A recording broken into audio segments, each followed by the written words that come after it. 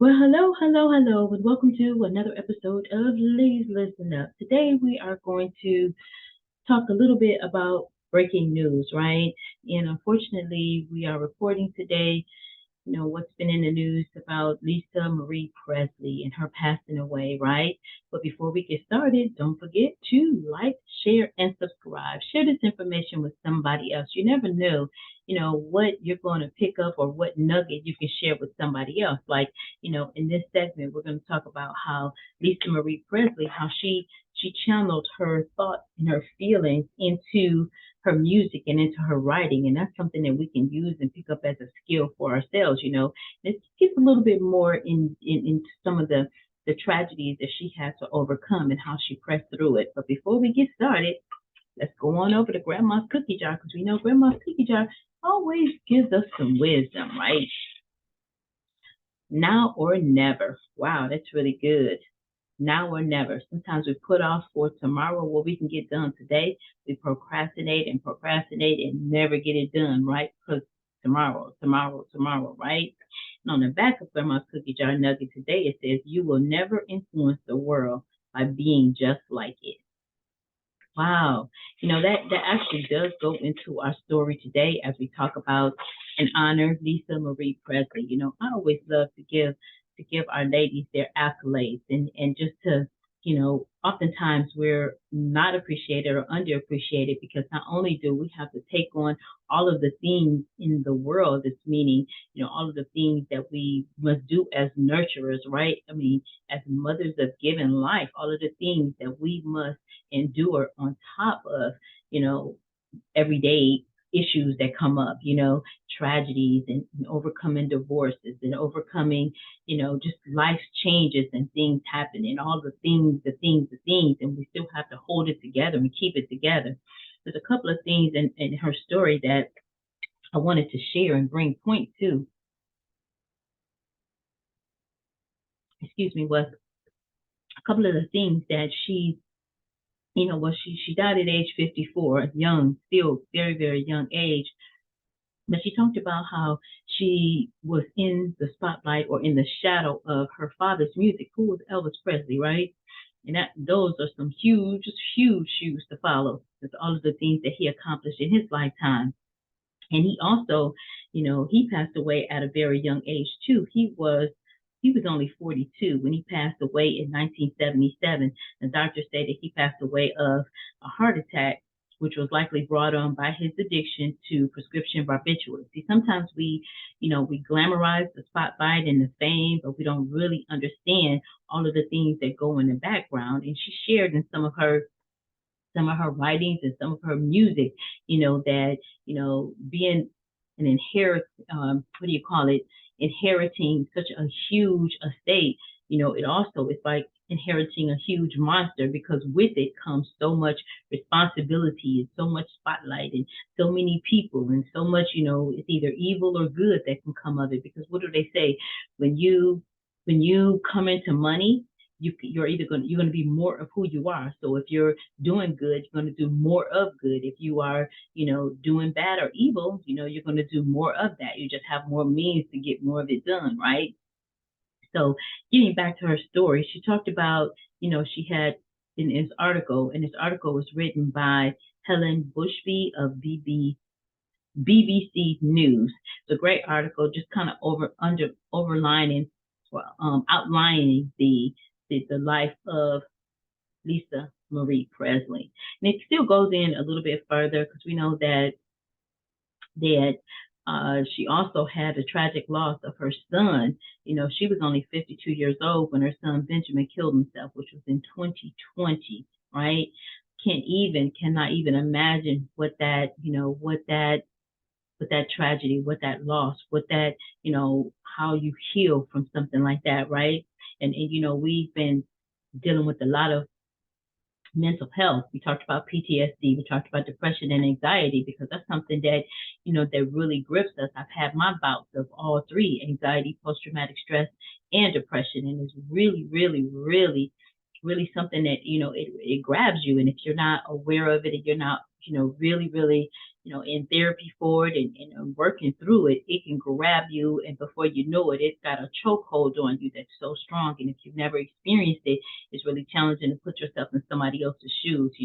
Before I experienced it, I did the same thing. I used to think, well, just jump into something happy, like some music or shake it off, and that's one of the worst things you could tell somebody that's going through about a depression or having some mental health issues is to snap out of it. Wow, that's like it's now I understand it on the other side of it, but haven't experienced it for myself. I understand now way more than I did before. But getting back to Lisa Marie Presley's story, and she talked about how she turned to her religion to, and I don't know what you call it, Scientology, a religion. I'm not real sure. I haven't really studied a lot about it, but she said that helped her to break free from drugs and to start building some self-esteem. So you would think that an heir to that type of an inheritance would have huge self-esteem, but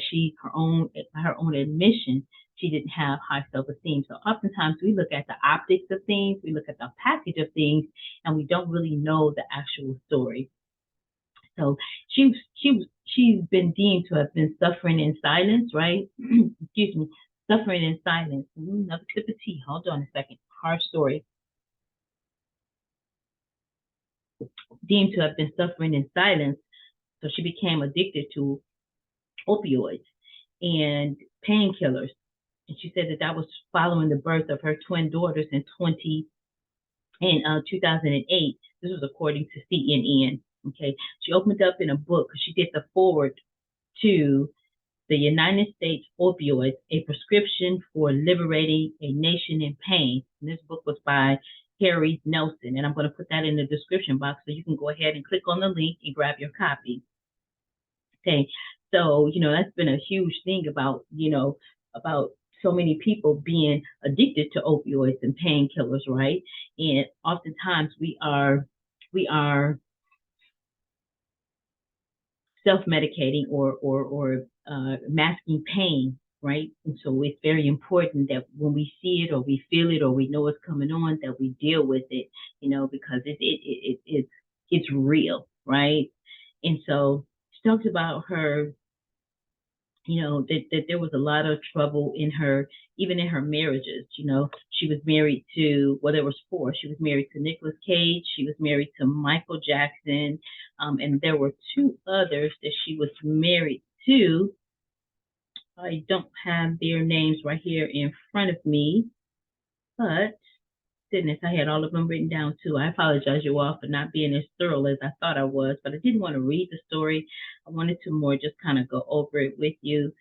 We do know that her second marriage was to Michael Jackson in 1994. They divorced shortly after that in 1997, 3 years later.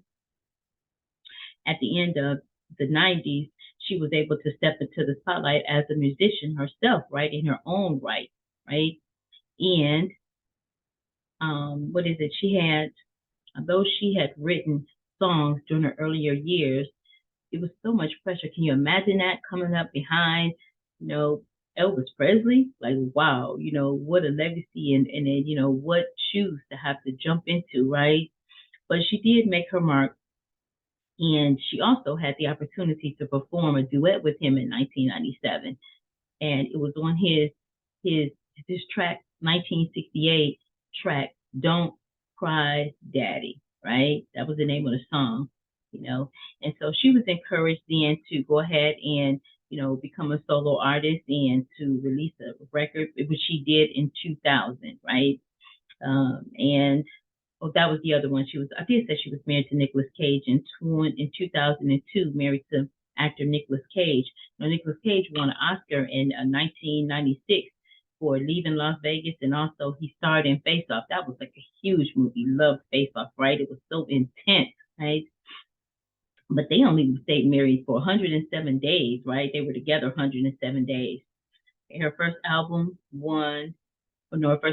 came out in 2003, followed by two more in 2005 and in 2012. Okay. Wow. Wow, wow, wow. This is where she had written, and I quote it here: her life was cushioned in some ways by her huge inherited wealth, but she was quoted as saying, sometimes, not sometimes, but something happens to people around fame and power and money. It can bring out the worst and best in people. It's a monster that you have to tame. Wow, that is something.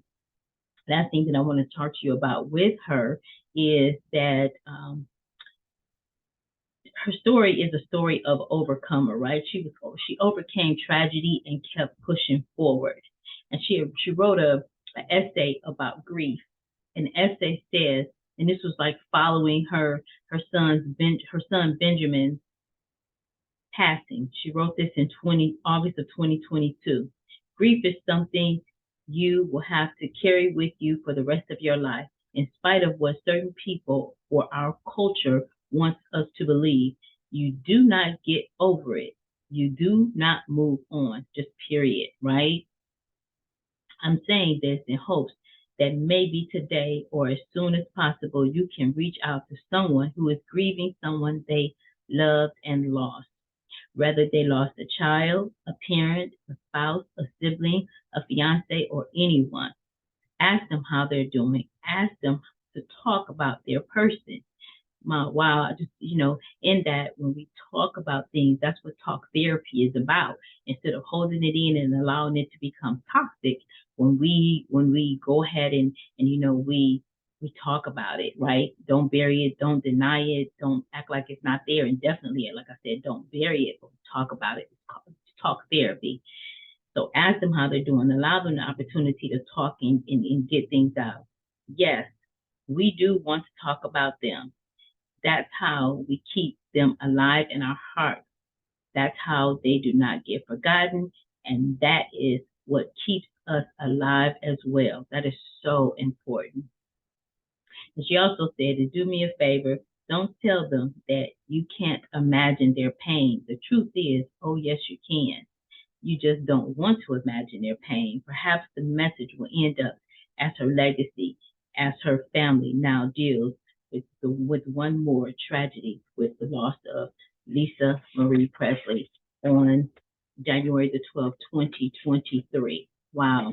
That was kind of a heavy story for me to get through today, but I did want to share that with everybody because, in every adversity, there's a seed of greatness. And I say that only because, there's some nuggets that was dropped in her story about overcoming tragedy and about dealing with grief and dealing with loss, making sure that we talk about it. And, I think the whole thing in a nutshell is that allow yourself the ability and the right to grieve, to go into that grieving period. When you don't, man, it'll come out in other ways if we don't deal with it. Alrighty, I believe that was everything for today. Just wanted to pay our respects to the Presley family and just offer some explanation into some light into making sure that we deal with our grief. Alrighty. Don't forget to like, share, and subscribe. Share this information with somebody else. Listen, learn, and leverage. You can always grab some type of a nugget or a seed when you are listening, learning, and leveraging our information here. Alrighty. Bye for now. You all stay fearless.